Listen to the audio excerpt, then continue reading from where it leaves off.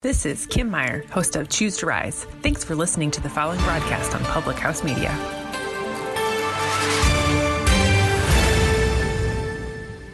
This is Julianne Condia, host of Rewritten, here on Public House Media. Thank you so much for listening to the following broadcast on Public House Media.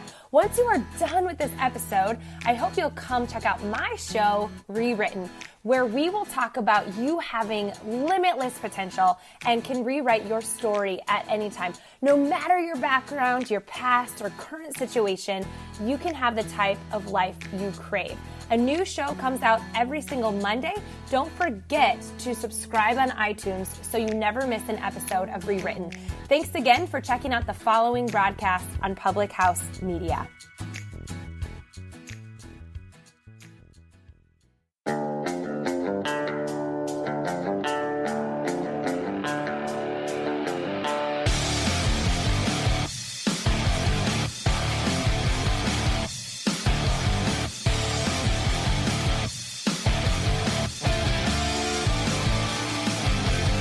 Everyone, welcome to Beauties and Headcanons, where we're nerdy, and you probably are too.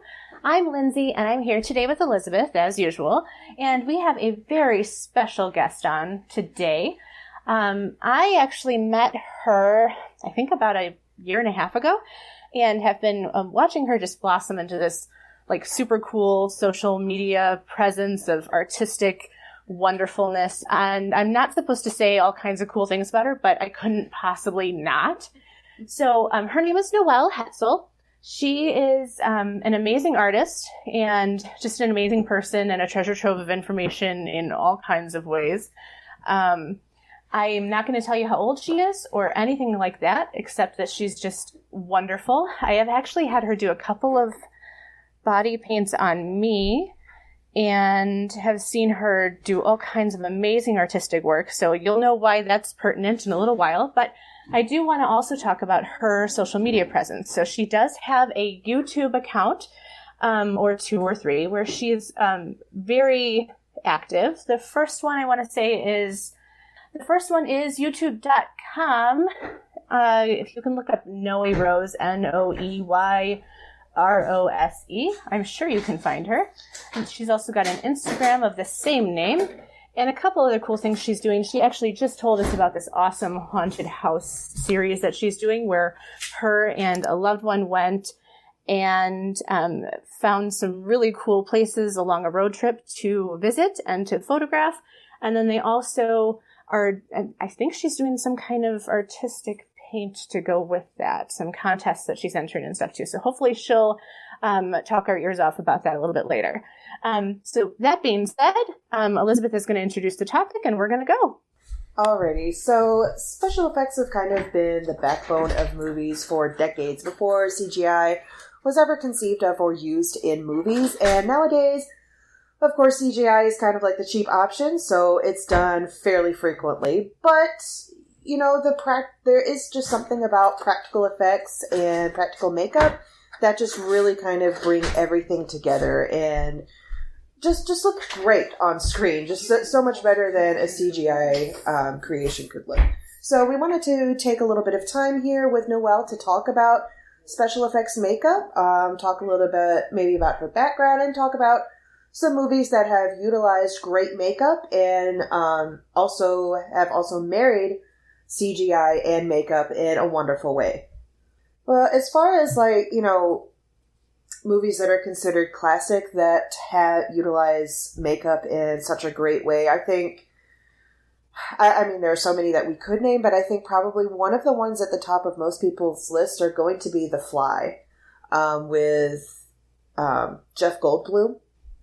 And the way that they utilized practical makeup and effects in that movie as opposed to, doing anything computer generated. And to see that it's still, the effects that they used are great in the movie and have kind of, you can watch it these days. And I mean, obviously it still has, the kind of kooky movie effects to it, but it's a great thing to watch other than just, I find that when I sit down and I watch an older movie, I'm far more forgiving and I love the older special effects makeup as opposed to if I see really bad CGI, I just want to cringe. So, and I think that's because possibly there's just a degree of artistry behind the makeup, and I think that's what makes movies like The Fly kind of just hold on in people's memories, as opposed to CGI movies that aren't quite up to snuff.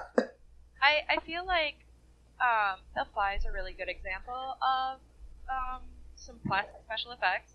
We're staying pretty far away from any sort of CGI in that particular film, but what really makes it amazing is that they are stacking all of those makeups to slowly create this creature, but it does have some effects in it that could be considered a little campy, you know, for our modern taste. Oh, definitely. But we've seen other movies that have special effects. For example, American Werewolf in London was actually the first movie to ever receive an award for makeup, and the effects in that are stunning. Absolutely gorgeous, and they are all 100% done practically. That was put out in 1981, so I believe that's 6 years before The Fly, because I think The Fly was 87, but I'll have to go back and look again. So that one was a Rick Baker film, was the artist that was working on that, and when he made those special effects to like make like all these like werewolf parts stretch and whatever, he actually made them out of stretchy material, so it's somebody's hand like inside of these prosthetics stretching them all out, and it took him over a year to make all of the prosthetics for it. Oh wow. Beautiful transformation. So I feel like sometimes people do look at practical effects and be like, oh, you know, that's really campy and you can't get quite that, you know, blah from CGI, but I feel like we've seen practical effects that have thrown CGI completely out of the water. Oh, now, definitely. I am pretty biased because I work in practical effects, but I think what we're seeing in a lot of modern film and in recent years is a really wonderful marriage between a lot of the Marvel movies have been married. Now, not to say every one of them did a great job. I mean, Aquaman was a CGI disaster, but well, that was also DC, so yes. But I mean, superhero movies in general. I know The Vision was made with a combination of practical effects and CGI in Marvel, and I think that's a really good example of how the two can be married together and make something really beautiful. Oh yeah, and I think there's so much work that goes on in developing a certain makeup that you probably don't even really think about. There's a particular reality show, competition type of show that I watch called Face Off that's put out by Sci-Fi. And now, I mean, obviously I don't know like exactly how much is scripted with all of like, the little dramas and stuff like that, but I personally just like watching it just to see the development of the different makeups. Do you want the scoop on Yes. on Yes, Face I Off? do want the scoop on that. So the scoop on Face Off is, it's just like every other reality show. They're going to clip it down and make it look more dramatic than it is. But a couple of my instructors in LA were on Face Off. I feel like the show in itself is extremely interesting, but they do have some like things that they do on there that, like, they'll be like, oh yeah, these people are running all their, like, there's somebody running foam for them at night. Yeah. Oh yeah, I figured that. Things all in like a day or whatever. It's literally physically impossible for one person to do, but it's really challenging, and the amount of hours those people put in on the show. Oh yeah.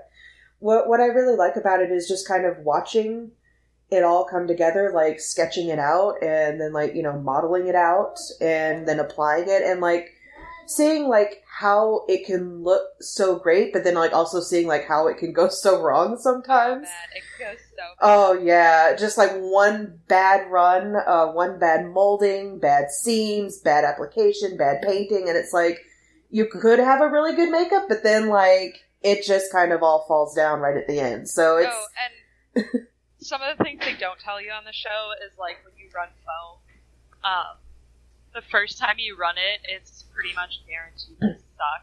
Like, you have to like run it like twice sometimes before you can get like a nice like it like skins funny and it just doesn't want to let go the first couple times, so you just gotta run it and kind of get the moisture out of the cement before you get a good cast.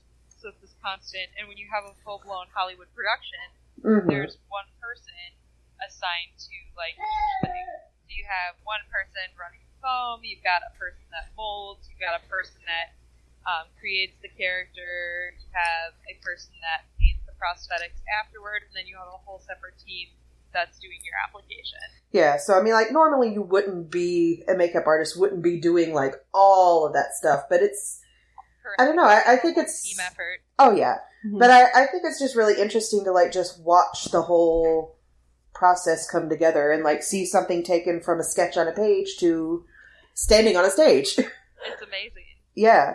It's something really special. I mean, I do honestly, like, I mean, obviously I know it's, like, scripted and there's other shenanigans going on behind the scenes, but I still really respect the different artists and, you know, their work up there, because, I mean, obviously it can be pretty easy to fake certain things, but it's kind of hard to actually fake the end result of what they put together if it's really good.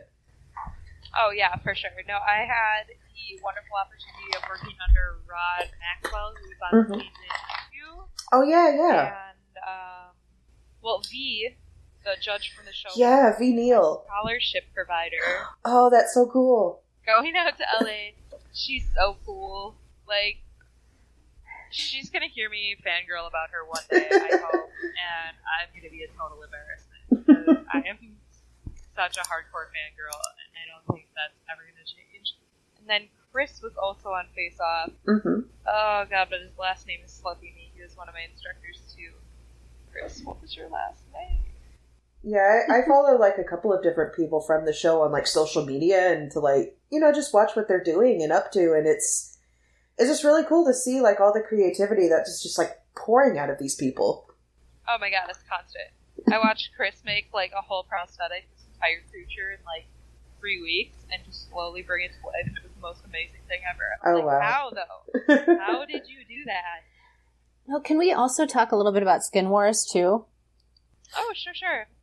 Because I know you know a couple people who are actually on that show, and I feel like the same kind of thing happens where they're given a concept, a drawing is made, and sometimes they'll describe the drawing and be like, oh, this is what I'm going to do, and it's like, you know, the super rough sketch, and you're like, yeah, okay, I don't know exactly how you're going to make that happen, but sure. And then at the end of the episode, it's like this amazing piece of work, and there have been times where they haven't been so great, but a lot of those guys are just taking this thing in their imagination and turning it into this absolutely amazing paint application. Oh, absolutely. And that's usually just in a day. You do your sketch the night before, you're given a model, and then you paint that whole model into this concept. So here in Wisconsin, we have 2 artists from Skin Wars that now live in this area. And that is Otto Ott and Dawn Marie. And Dawn Marie and I actually work together all through October every year. She is my boss at the haunted house I work at. And that's cool. Me and Otto have painted next to each other times, and he's actually painted me a couple of times. He's a super fun guy. Oh, cool. I feel like I would fangirl big time if I ever was in the same building as him, so even my daughter remembers Otto Ott, so... I had to remind her who Dawn Marie was, but... He's so laid back. He's so laid back. Dawn is one of those creative people, too, that I feel like I could just sit and talk ideas with her for hours and hours and hours and hours, and she just never runs out of, like, creative juice. She's got so much stored in her head. And you walk into her studio, and it's like walking into her brain. It's just, like, all these cool things. Last time I was there, I was like, Dawn, is this an armadillo? Just like chilling in your office? She's like, yeah! It's my armadillo. Okay, so let's talk a little bit then about what are you doing in October at the haunted house? Do you do face paint or? Yeah, I do FX Makeup. So some of it's just face paint, some of it is 3D application. Haunt makeup is much different than film makeup. We're in low light. We're trying to do makeups that are going to be really striking in that low light, whereas when you work on film, you're trying to do really fine detail because everything's shot in HD now. Oh, that makes sense. Sure. Yeah. So is it not really based off of detail as much? Because I've seen you do very detailed work. But I guess I feel like an idiot when it comes to makeup and body paint and the effects and everything. Like, I need it explained to me, so... It's much bolder, and it isn't as detail oriented. You know, you need stuff that, like, if I do, I don't know, like a ripped out throat for a movie, right? I need it to be like super detail oriented. I need to make sure those edges are blended like perfectly to a T, and that my blood looks really realistic. But if I'm doing something that's going to be in low light, like at a haunt, for one, I've got, I think, 15 actors, like 2.5 to 3 hours to finish them all. Oh, wow. So I can't take that much time. So I need to be working on quick application and something that's going to give the makeup a lot of depth, which in low light will look realistic, but on an HD camera is not going to look realistic. Yeah. Right. So it's all about what kind of event you're at, basically. Oh, for sure. It's just like stage versus film. Stage makeup is going to be very dramatic, and on stage that looks fantastic, and then you close them and you're like, what 6-year-old gave you a Sharpie? Yeah. No, I've noticed that too, because even being in theater in high school, you know, we had to really draw on the wrinkles. If you wanted to look like an old person, you had to really exaggerate it. You had to slap that stuff on. Yeah. Okay, so let's get back to movies then, too, because I took everybody on a tangent because I wanted to. That's fine. So, American Werewolf in Paris and The Fly. Oh, London, sorry. Oh my God, I'm so sorry. American Werewolf in London. I unfortunately haven't seen these movies, guys, so now I feel like I really need to. I know I've seen The Fly, but it freaked me out. Let's be serious. So, what's the kind of movie to freak you out? So, sorry, Noelle, what were you going to say? Oh, I said no. It's nightmare-inducing. Okay, it's supposed to be.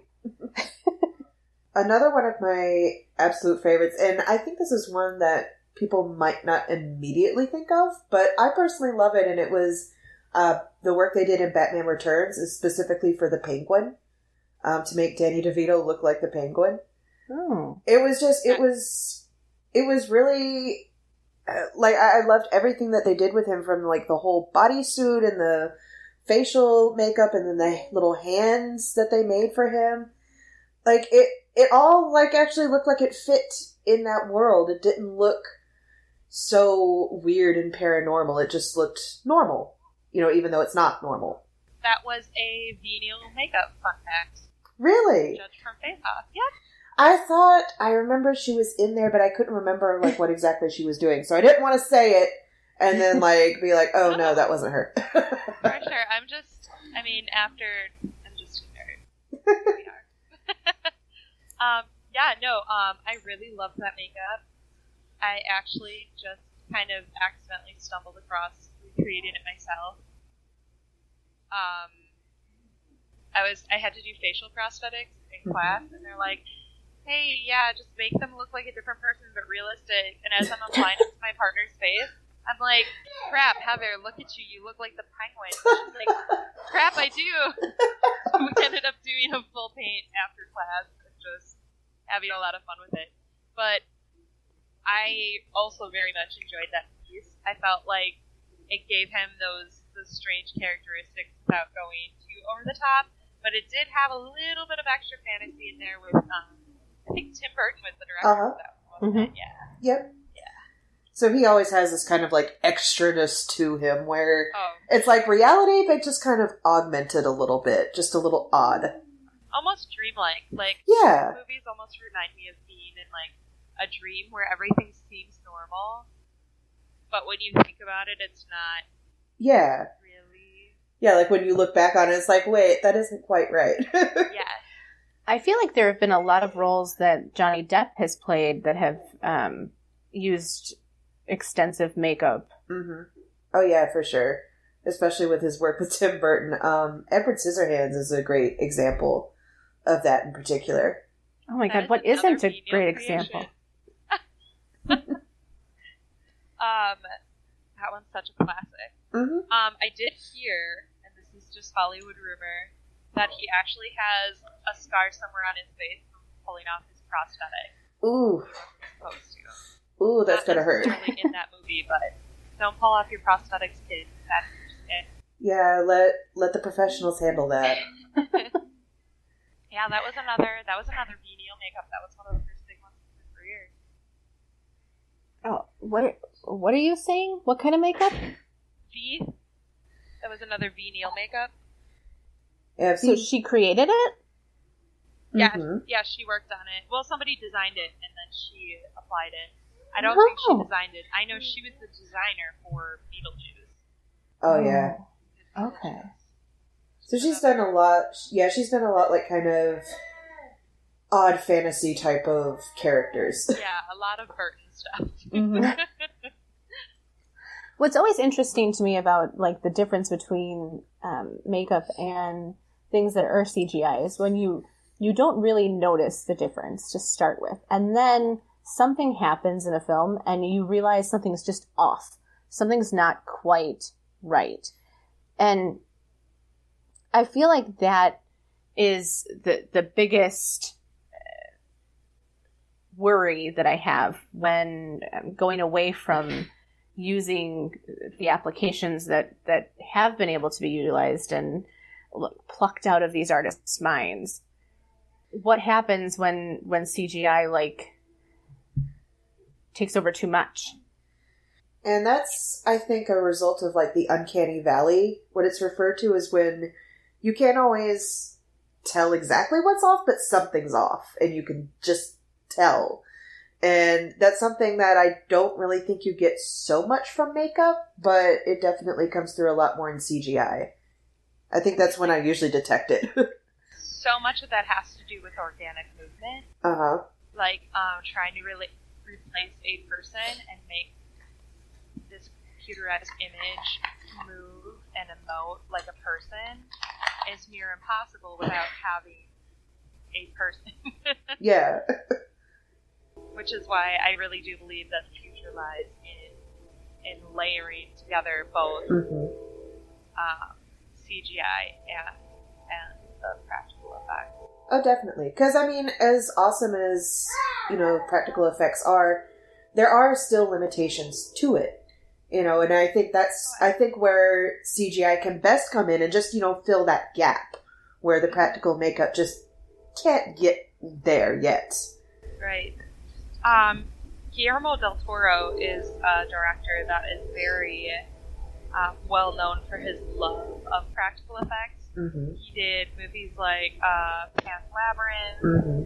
He worked on Hellboy, the first one, not the remake. Yes. And he also worked on Shape of Water, which is his newest one that he won an award for. Mm-hmm. And Shape of Water, when I saw it, I felt like another one of those perfect examples. So they made this huge practical effects full body suit fish person, but then like used CGI to add little small details. The way his gills move just a little bit, the like inner eyelid, effect, like all of those small little things that like were the perfect finishing touch, but didn't overwhelm the makeup. Mm-hmm. If that makes sense. Oh yeah, definitely. And we saw a lot of that with like Ape Sapien too. Yeah. Mm-hmm. That's actually what kind of the comparison that I drew when I saw like the trailers for that movie. I'm like, that looks like Ape Sapien to me. And so like for a while I was like, is this going to be basically like a continuation of his story or like a prequel for him? Like I was confused for a minute. But yeah, like I think he probably like took all of his experience with Abe from Hellboy and just kind of translated it to The Shape of Water. Well, and it's the same actor in that suit too. It was Doug Jones for both of those fish people, the creature actor of Hollywood. Yeah, between Doug Jones and Andy Serkis, they're just going to take every little weird creature role. For sure. I was at Monsterpalooza, and I was supposed to be like a bodyguard for Campbell. I'm like watching the ticket line. Uh-huh. And I was like, I mean, it was cool and I was excited about it. Bruce was super cool. Then somebody was like, "Hey, Doug Jones is here." And I was like, "Oh man, I gotta take my lunch break." And I like felt so bad. I like ditched. Was like, "Later."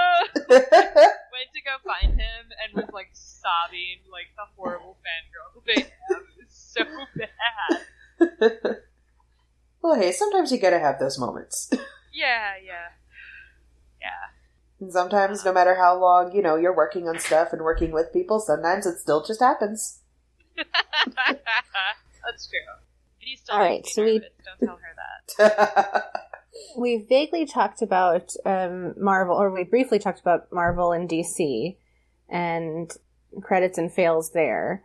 Is there anything else recently that's used a marriage of the two well or not so well?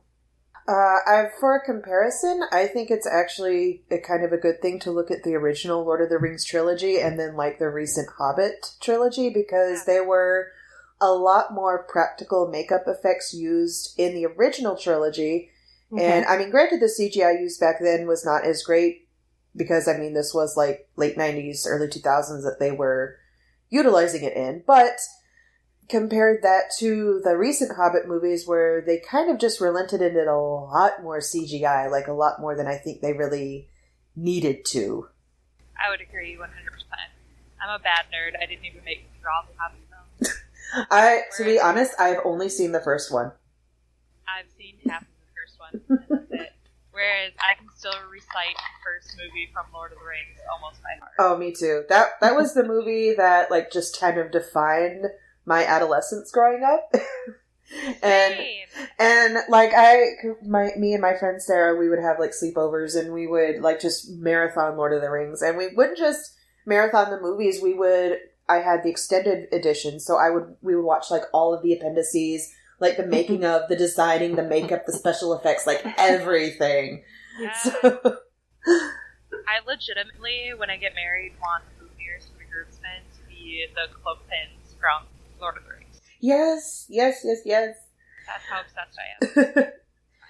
But yeah, like in the original, and I don't know if maybe Peter was just so tired of doing stuff in Middle Earth by the time, he started doing The Hobbit, to where he was just like, okay, let's just do this and get it out the door. I think people make the assumption very often, and this I feel like happens in Hollywood a lot, that the CGI is just going to do it better, or it's going to make things happen that would otherwise be impossible, and it's just not true. It takes so much more ingenuity to do it practically. Mm-hmm. But it really pays off. It really does pay off. And CGI is not necessarily always the cheaper option. Mm-hmm. I think it was the Superman movie. It's gonna be a DC some more. Where they had like the mustache they CGI'd yes. on the actor. That cost like hundreds of thousands of dollars. And it still didn't look good. No! You still had the Uncanny Valley look. Yep. Yeah. It's cheaper, just tell him that he has to shave it off and put it in his contract. But, I don't know. He wanted it for some villain he was playing in some other film and refused to get rid of it. So they CGI'd it out. It's like, couldn't you have just, regrown it? How long does it take to grow a good mustache like that? If it was me, I would have offered to just pay for an FX artist to make a mustache for it. Yeah, that's got to be cheaper. Fake hair is cheap, and a lace front mustache would be about 80 billion times cheaper than the CGI out a real mustache. Yeah. And I mean, it can't be, how long would it be to put something like that on? And make it look good on a HD camera. For a good professional, a high-end professional, 30 minutes. Yeah, see, that's not even that long. No. They're itchy and they suck. I've worn them, I know. But they're doable, and I'm sure he's done worse for roles. For sure. And I don't know how their contracting works, but that was that was a big misstep. Yeah. Definitely an example where it doesn't come together that well. And I know I said I only watched like the first Hobbit movie. I've been meaning to at least sit down and give the others a chance. I just can't bring myself to have the energy to do that. Yeah. But I remember like in the first one, there was like this goblin or troll king or something. I can't even remember like what he was supposed to be off the top of my head. But I remember watching him and I'm like, this is not good. Like, I have seen some CGI creatures created before that actually look like, legitimately pretty good. But this was not it.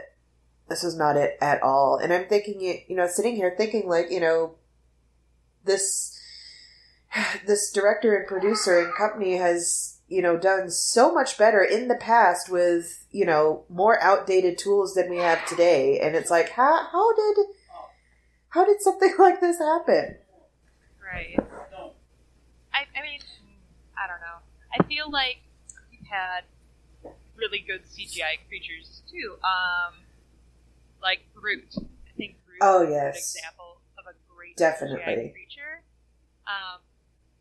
But I think they gave his character some really good specific characteristics that have made it easy to make him relatable while him still not being human, which is why our brain fills it in like, oh yeah, that's natural.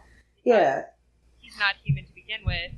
He's a tree. Yeah. But when you have more organic creatures, I don't know if organic is even really the way to put it. Well, more creatures that have more human-like qualities, like eyes and noses and lips, like that are more human-like than anything else. Right. Like Groot doesn't even really have a nose. He's got eyes and a mouth. The nose is missing, and his face is made out of bark. Our expectations are pretty low. So when they exceed our low expectations, we're like, wow, that's fantastic. Yeah. Our brain can, accept that character. Does that make sense? Yeah, no, because, even Rocket, we recognize it as looking like a raccoon, but it's still not human. The nose is way different, the mouth is weirder, the eyes are, the way they're set in the head are way different than a human, so...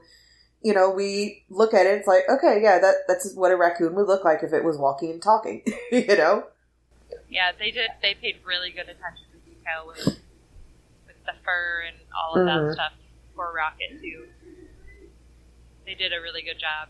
Oh, yeah. Yeah, and I really love, looking at these little, pictures they have behind the scenes, because, the CGI that they put in there, they still have, people on set, doing... everything and acting for, the other actors to bounce off of and also to use as a reference. It's kind of like they did Andy Serkis in Lord of the Rings. And it's really cool to, just see somebody kind of hunched down in this little CGI suit, so they can be erased later and, acting and doing their thing and knowing that, okay, yeah, a raccoon's going to be put in there later. But that's so important. I think that's what made, when Andy Serkis was Gollum, yeah.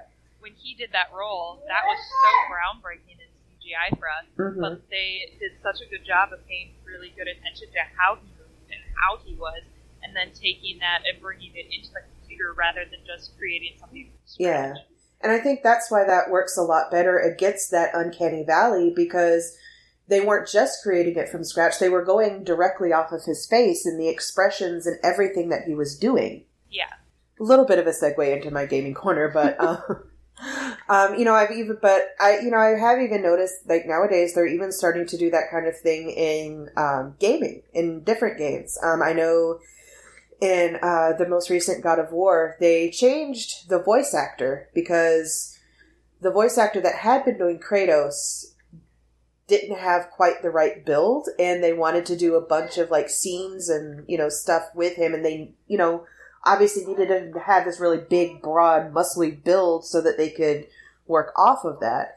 And I know, some people were obviously upset that the voice actor was changed, but looking at the finished product and looking at all of the effort that was put into it and behind it, and it's like, okay, yeah, I understand that now, because it's just, it's like watching something animated on the screen, but you don't get that uncanny valley in the expressions and anything, because they're going off of the actors themselves.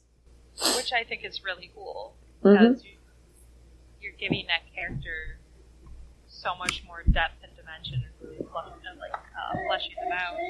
Mm-hmm. Definitely. And so this is how I'm going to segue into my gaming corner here.